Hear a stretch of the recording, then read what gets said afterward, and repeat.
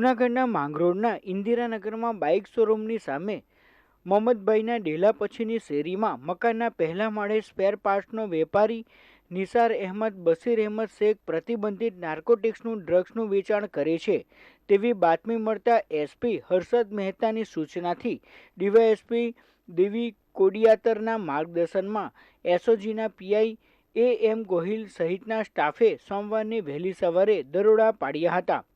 આ કાર્યવાહીમાં ઈસમના મકાનમાંથી ₹6.81 લાખની કિંમતનો 68.18 ગ્રામ મેફેડ્રોન ડ્રગનો જથ્થો મળી આવ્યો હતો।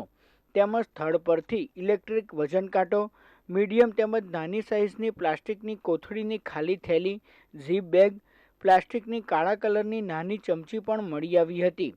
એસઓજીએ નિસાર અહેમદ શેખની ડ્રગ, મોબાઈલ ફોન સહિત કુલ ₹6.91 લાખના મુદ્દામાલ સાથે ધરપકડ કરી તેના વિરુદ્ધ કાયદેસરની કાર્યવાહી હાથ ધરી છે।